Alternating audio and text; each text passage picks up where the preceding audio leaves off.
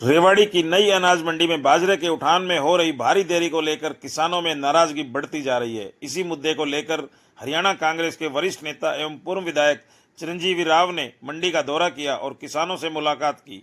उन्होंने मंडी में फैली अव्यवस्थाओं पर गहरी चिंता जताई।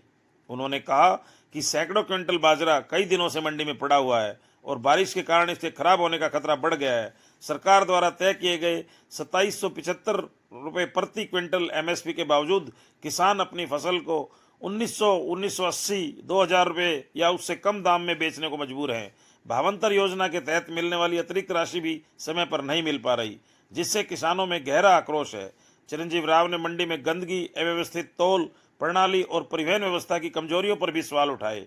उन्होंने कहा कि किसानों को न समय पर ट्रॉली मिल रही है, न भुगतान की कोई पारदर्शी प्रक्रिया है।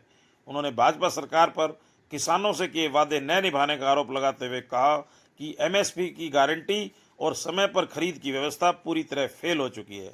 उन्होंने सरकार से तुरंत हस्तक्षेप कर बाजरे के उठान की प्रक्रिया तेज करने, भुगतान समय पर सुनिश्चित करने और मंडी प्रबंधन को सुधारने की मांग की। उन्होंने चेतावनी दी कि अगर सरकार ने जल्द कदम नहीं उठाए तो कांग्रेस इस मुद्दे को सड़क से लेकर विधानसभा तक मजबूती से उठाएगी। उनका मंडी में पहुंचने पर मंडी प्रधान अशोक यादव ने अपनी दुकान पर फूल मालाओं से स्वागत किया।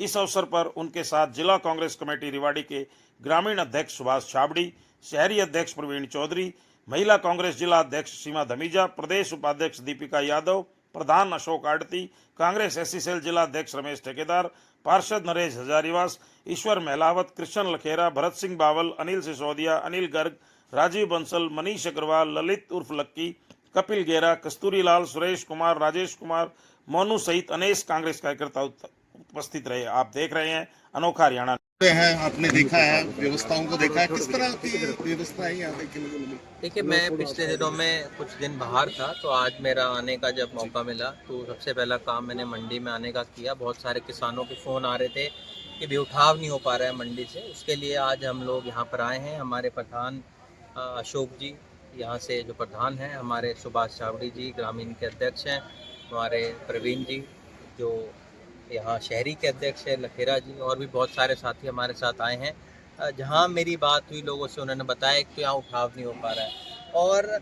जो ये गीला हो गया बाजरा, उसकी वजह से बहुत ज़्यादा नुकसान हुआ है, उस वजह से खरीद नहीं हो पा रही। तो हम तो सरकार से मांग करेंगे, जो आपने ये कहा है भाई सरकारी रेट जो 2200 का आप देंगे और 500 रुपये बोनस का देंगे। जहाँ तक इस बाजरे को मैं देख पा रहा हूँ, प्रधान जी ने बताया 1800 साढ़े 1800 का बिकेगा, तो इसके बावजूद भी अगर वो मिल जाता है तो भी 400 रुपये का नुकसान जो है वो किसान को इसके अंदर हो रहा है। और नुकसान भी देखा जाए, अभी भी आप देखिए मंडी के अंदर खरीद नहीं होगी, अगर एक बारिश और होगी तो और नुकसान कहीं ना कहीं किसान को होगा। तो हम सरकार से मांग करते हैं तुरंत इसका उठाव मंडी से कराया जाए ताकि किसानों को फायदा मिल पाए इसका। एक 17 अक्टूबर को सरकार के 1 वर्ष पूरा होने को है। 1 वर्ष को सरकार के इस कार्यकाल को कैसे देखते हैं? देखिए, मैं तो यही कहना चाहूँगा, जैसे इनके पिछले 10 साल थे वैसा ये 1 साल गुजरा है, ना लोगों को रोजगार मिल पाया है। पिछले 1 साल के अंदर बेरोजगारी अपने चरम के ऊपर है। अब जो अपराध है वो और ज़्यादा बढ़ गए हैं इस सरकार के दौरान। हम देख रहे हैं भ्रष्टाचार अपने चरम के अंदर ऊपर है, चाहे नगर पालिका हो, नगर परिषद हो, नगर निगम हो, हर जगह भ्रष्टाचार का बोलबाला है। आज किसान की आय दुगनी करने की बात करते थे और आज किसान को उचित मूल्य तक नहीं मिल पा रहा है अपनी फसल का। मंडियों में आप चले जाएं, मंडियों के हालात ख़राब है। शहर में आप चले जाएं तो टूटी सड़कें आपको दिखाई देंगी, गंदगी का ढेर नज़र आएगा।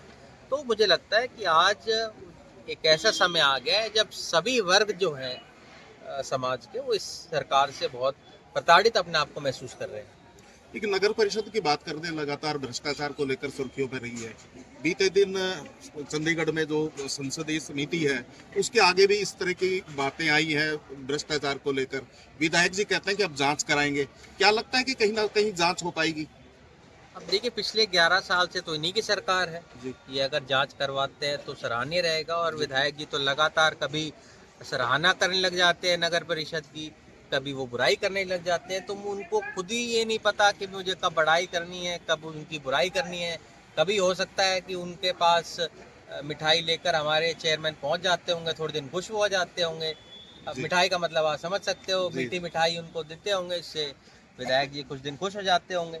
और पर मुझे लगता है आप जो बने हैं, जिस पद के ऊपर आप बैठे हैं, उसकी गरिमा आपको बनाए रखनी चाहिए। कल भी मैं उनका इंटरव्यू देख रहा था, बजाय दूसरों पे कटाक्ष करने के, आज 11 साल से वो सत्ता के अंदर हैं। उनको अपना रिपोर्ट कार्ड जो 1 साल का उन्होंने दिया, उसमें सिर्फ इन्होंने बताया कि जो सेंटर की जो स्कीमें चल रही है उनकी बात तो बता रहे हैं, वो ये बताया शहर में उन्होंने क्या बदलाव किया, क्या प्रयोजना वो शहर के लिए लेके आए, शहर में क्या सड़कें सुधरी, क्या जल प्रवाह की जो समस्या थी क्या उसके अंदर सुधार आया, गंदगी के जो ढेर थे, हमारी बेसहारा पशु पूरे शहर के अंदर घूमती रहती, नगर परिषद में जो भ्रष्टाचार है क्या उसके ऊपर उन्होंने लगाम लगाया।